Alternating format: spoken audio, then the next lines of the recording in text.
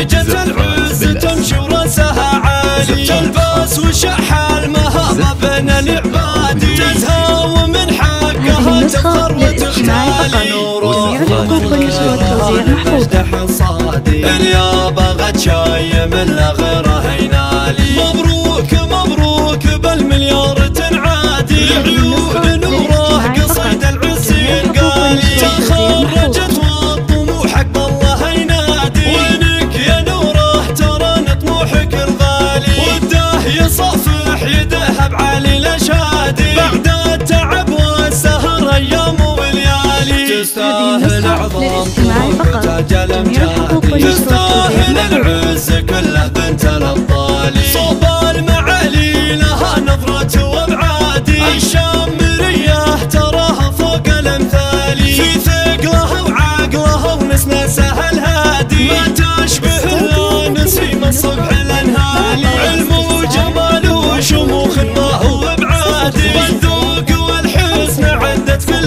الاجيال، وابوها محمد جزيل الفالي ينشادي، والطيب وافعال خيرت فوق الافعال، ولا ذكرت امها هي طب الاكبادي، حفصه سمو الفخر فريده خصالي، من شمر المجد لبرات روادي، تاريخهم بالفخر من ماضى الاجيال، واسكى صلاتي على نبينا الهادي، ختم القصيده عدد ما هلها مالي.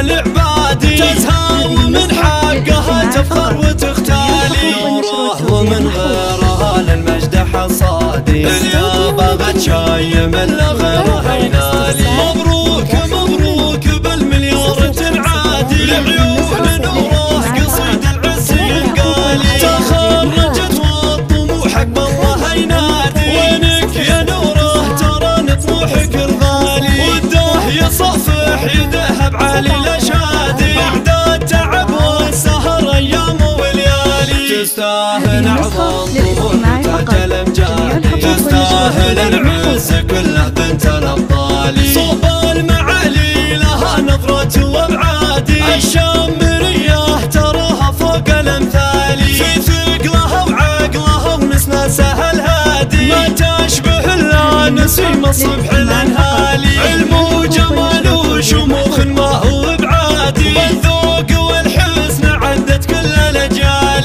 وابوها محمد جزيل الفالي ينشادي، والطيب وافعال خيرت فوق الافعال، واليا ذكرت امها هي طب الاكبادي، حفصه سمو الفخر فريده خصالي، من شمر المجد لبرات روادي، تاريخهم بالفخر من ماضى الاجيال،